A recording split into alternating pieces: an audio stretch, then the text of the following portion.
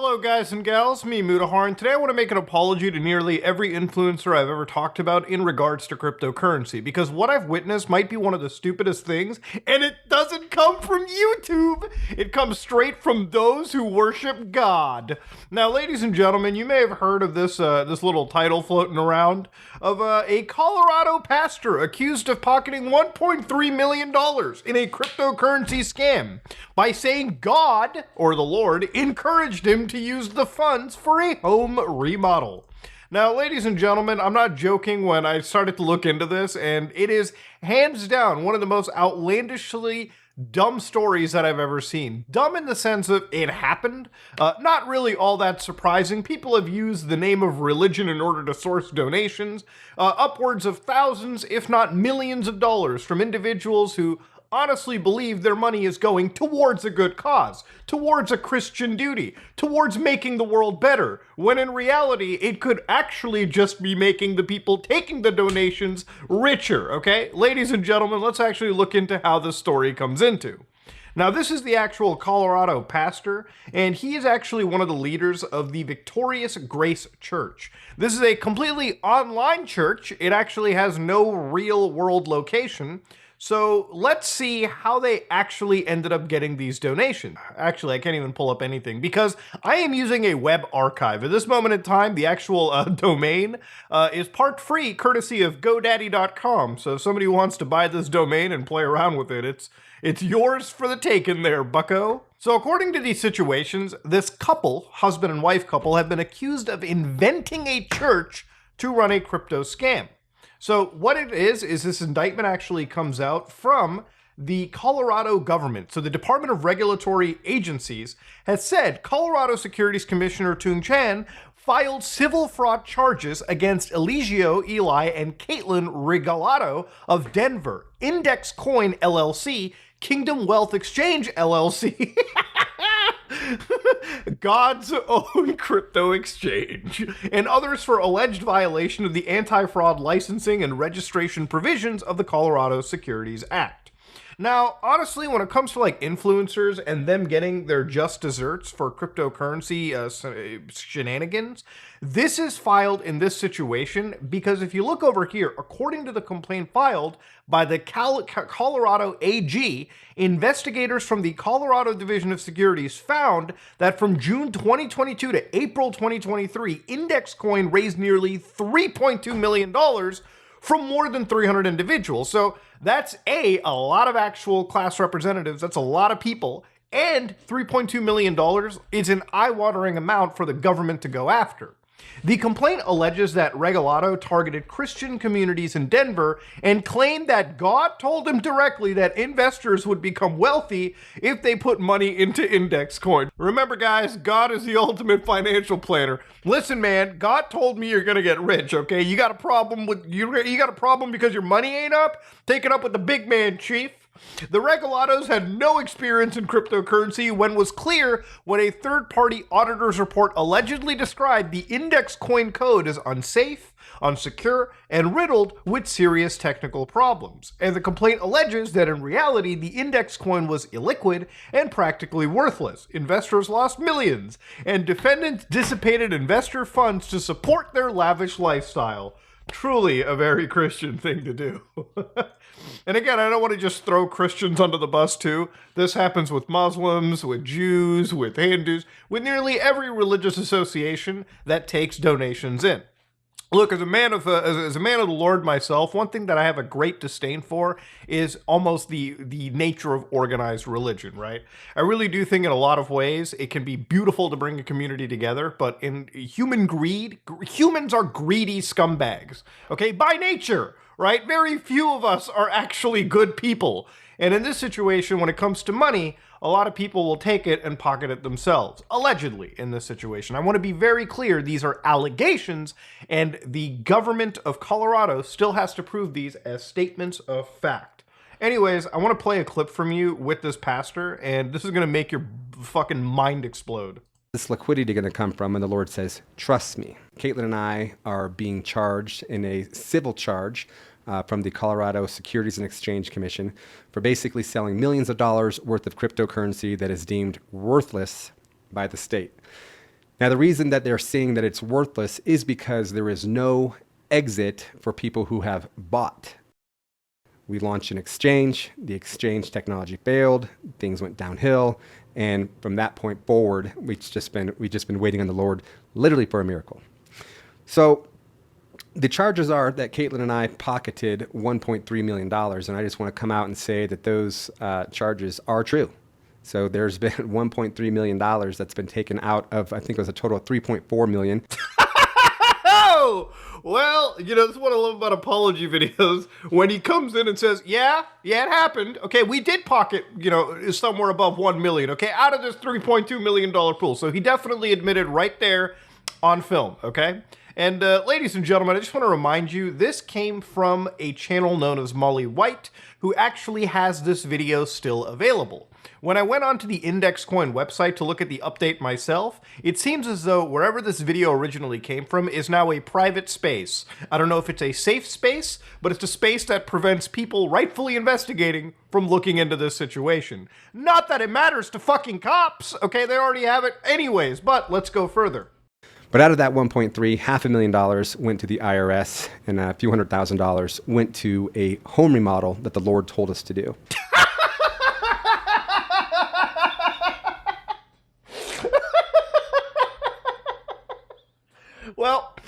Well, see, a chunk of it went to the IRS, which I thought we were a church. I thought we were exempt from paying Uncle Sam. But look, the other half went to a home remodel, okay? Because you know what? God told us to do the home remodel. God said I needed Carrera fucking marble in my kitchen, okay? So of course I'm gonna do it. The Lord asked me. It wasn't me. I had a dream in my vision, okay? Are you serious? How do you post this with like... This is like a case on point of brainwashing. Anybody that take this apology and go like, yeah, you know what? He's right. God did tell him. Should be medically assessed. They are brainwashed individuals. This is insanity. The guy literally, you can't make this up. You actually can't make the absurdity up. We live in a parody Grand Theft Auto world. So how this whole thing started is the Lord told us in 21 to walk away from our marketing company. And he said, I'm going to do a new thing. And then he took us into this cryptocurrency. It was a different cryptocurrency. Oh, shit. God was the one that brought the blockchain to you? Ooh. I don't know. I don't know if I truly believe that there, champ. I don't know if God was the one that hit your head and told you how to mint and create cryptocurrencies. That's, I don't know what part of the Bible or the Quran that one was in. Currency other than Index Coin at the time. Well, that cryptocurrency turned out to be a scam. And so the Lord says, give that to them, but also give them a 10x. Well, as money is coming in, we would be sowing it. And at first it was hundreds of dollars and thousands of dollars, then tens of thousands of dollars. Money would come in, we'd tithe, we sow, more money would come in. And so we were just always under the impression that God was going to provide, that the source was never ending, that God was doing a new thing, and that we had nothing to worry about. We sold a cryptocurrency with no clear exit. We did. We took God at his word and sold a cryptocurrency with no clear exit. And so the prosecutors have to take that and say, these people willingly sold a cryptocurrency with no clear exit. What we're praying for and what we're believing for still is that God is going to do a miracle. God is going to work a miracle in the financial sector. And I'm going to stop right there. Okay, so basically for anybody picking on, a lot of the blame was put towards God. And, I had our team reach out, and I don't think God is responsible for this, personally speaking. Now, I don't know what miracle he expects. Maybe God is going to make sure his one dumpy shit coin is the only one that doesn't have an average loss of 99%, and somehow it's going to shoot to heaven, okay? Literally to heaven, not the moon, to heaven. And I don't know what he expects the prosecutors to do. Like, is God going to send his legal team down and, fight for you? No. In reality, it's disgusting. Obviously, there was no religious version of this. God did not come out and tell him to mint a cryptocurrency. These people willingly got involved in an operation that they, again, very much clearly understood, at least from my personal opinion, that there was actually no clear exit. So, we're going to go past his shitty explanation, because here's the thing. That was actually a response video Not even an apology video, literally deflecting onto God himself, okay? Letting God handle the brunt of the problems. And remember, he's not saying that he's taken any responsibility. He's just saying God was the one that put the vision in his head and the vision didn't materialize. But they are praying, they're praying that hopefully things turn around. And I don't think any amount of prayer is going to turn around their shitty operation. But again, I wanted to look into Index Coin, which is the true index cryptocurrency coin. And you just found so we're going to go over this website real quick, just because I want to take all the jokes out just for this segment and go over why these websites should trigger every red flag in your head. So you just found the perfect utility coin designed with your future in mind. Index Coin is your digital pass to a vibrant community and exclusive content designed to help you create wealth, discover your purpose, and build the life you long for. Now, this is a website that's already basically telling you, pay us and then we start teaching you. So it almost like when you read this, it sounds like one of those get rich quick schemes, okay, which are never good to get involved with. But if we look into it, this coin will give you access to join a community. So you're literally joining another group of people that have already bought into this nonsense.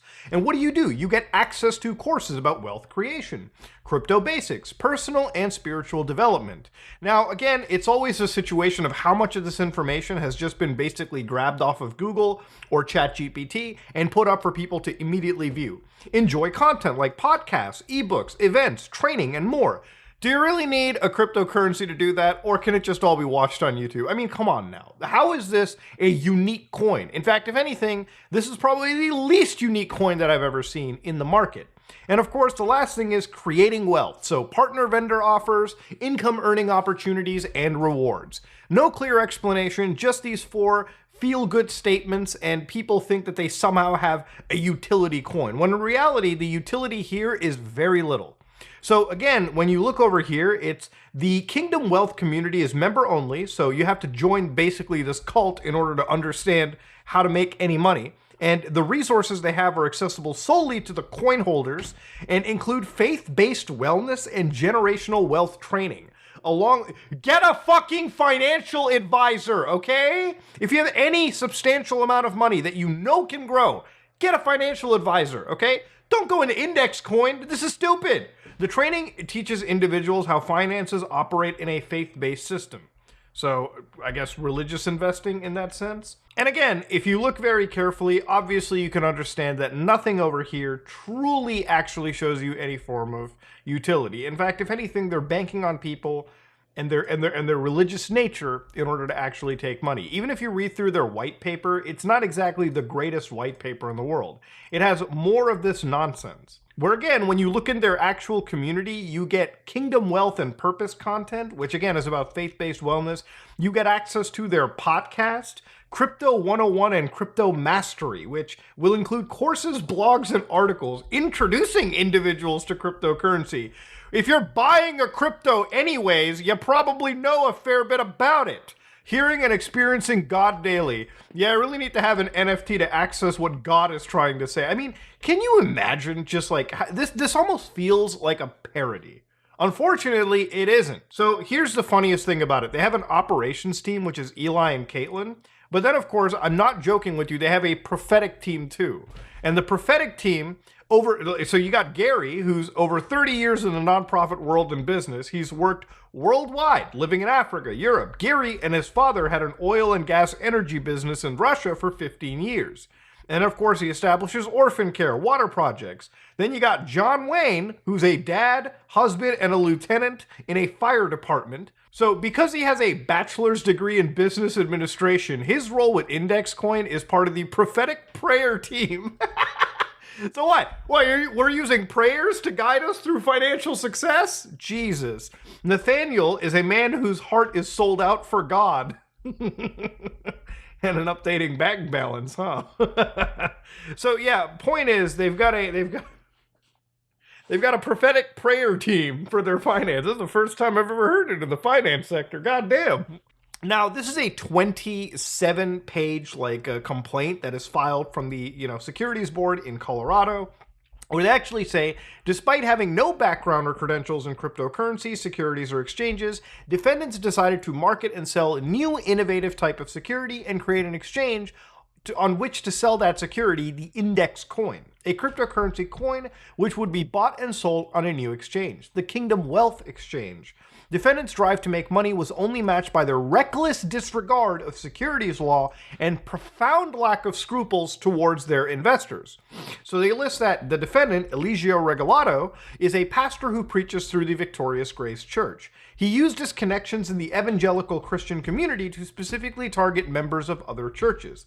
Alongside his wife and the companies they controlled, defendant Eli engaged in a scheme, allegedly, by the way, to defraud investors by exploiting the investors' religious faith. Again, this is one of those situations where, like, I'm not going to hold it too much against, somebody who is getting scammed in this, just because from the religious component, people tend to take down a lot of safeguards when you bring your faith into something. And it really, like, at the end of the day, look, if he gets scammed, you get scammed. But I always put the chief blame on the person doing it. Without the scammer, right, allegedly, you don't actually have the scam to begin with. Anyways, let's look at a few interesting highlight points from this. So, for instance, in point 11, defendant Eli knew that investor money did not go towards the plan defendants touted and for the development of the KWE platform and for the increased value of index coin. Rather, investment proceeds went directly to defendants Eli and Caitlin or was used for their own personal benefit, including jewelry, handbags, and lavish vacations, and other expenses. So, again, while this is an allegation, ladies and gentlemen, I don't know. I don't know if jewelry and designer handbags are necessarily what the Lord wants you to buy. Anyways, what they also allege is defendants Eli, they failed to provide full, fair disclosures of material facts to their investors. And again, we're going to go all the way down to like point 5, where defendants Eli and Caitlin took substantial sums out of the investor proceeds for things like luxury handbags, cosmetic dentistry, snowmobile adventures, and au pair. What is that? Home renovations, luxury vacations, and more. So yeah, this is a pretty heavy allegation. And 93. This is one that I went into. In sum, defendants have ensured that the investors will never recoup their funds because they took the investment money for their own benefits. The defendants failed to disclose that investor proceeds would be used to pay commissions, including to defendant Eli. So it seems that at least the investors here don't really have anything to go after because their money is gone. In fact, if you look at how much money is alleged to be used here, in 2022, defendants spent approximately $18,000 for meal and $60,000 in travel and entertainment expenses. Do you know the average salary of an American a year? I think it's something like, I think it's like $20,000 average U.S. salary. So according to like what is the U.S. Bureau of Labor Statistics, this is off Forbes, the average salary, let's say that we're going from my age group, 25 to 34 years old, $52,000 US with an hourly wage of $25 an hour. So if you're going with that annual wage, these scumbags allegedly are spending more money on just travel and entertainment for that. In 2023, defendants spent over $33,000 on travel and entertainment expenses and nearly $20,000 in meal. What are you eating? What are you eating? 87. Defendants also used tens of thousands of investor funds to finance the purchase of a Range Rover. They bought the car is so useless. You just dump money. It's just a money pit. Why Range Rover? I'm sorry, Range Rover owners in the audience. Just stop. The memo line for the check used to pay for the Range Rover states Kate Car. The total auto expenditures were as noted as $67,096.69, which included loan payments on defendants Eli's Ford F-150 truck. During the time period in which defendants made sales of index coin, there was no physical location for Victoria Grace Church. Rather, Victoria Grace's church services took place online. Defendants made no reference to any donation made with the money paid to Victoria Grace Church. Upon information and belief, the money solely went to defendants Eli and Caitlin. So look, at the end of the day, these people are F-U-C-K fucked. Okay? They have no, unless they've got the best lawyers in the world, usually when the state and the federal government gets involved, these cases, either they go settle, and in this situation, I don't think that the state appears to want to settle, because I think this is one of those situations where they want to make an example out of people. Now, that said, this is still an allegation, so of course the state is going to have to prove all of these situations. But I can imagine the state probably has their T's crossed and their I's dotted. But honestly, we'll have to see how the situation basically plays out, which I think towards the end of the month they may have like, or maybe just beginning of next month, maybe like a week or two, these people appear to have like some court date. So I'll definitely keep eyes on this situation because it is evolving. But yeah, of course, God told this man to basically finance and remodel his house off of donation money. You know, this kind of a story makes me laugh, but it also angers me a lot too, because what happens over here is like, look, this is a cool piece of technology, cryptocurrency. Unfortunately, it's a piece of technology that's already been used and hijacked by seemingly scumbags all over. So look, at the end of the day, these people have a pretty uphill battle to go up against. And the thing is, when you're investing or you're actually going into any of this stuff, don't listen to a YouTuber, don't listen to a pastor or anybody. Talk to a financial planner, okay? Because they're the ones that are going to navigate you through every possible red flag. And this whole project was filled with red flags. Now, look, at the end of the day, this person brought religion into the mix, and there were people who probably thought God told him and so they actually genuinely believed that. And honestly, it's just sad as hell that anybody fell for this. But, ladies and gentlemen, this is a situation where, honestly, trying to speak about it feels like I'm discussing parody. So let me know what you think about it in the comment section below. If you like what you saw, please like, comment, and subscribe. Dislike if you dislike it. Yeah, I am out.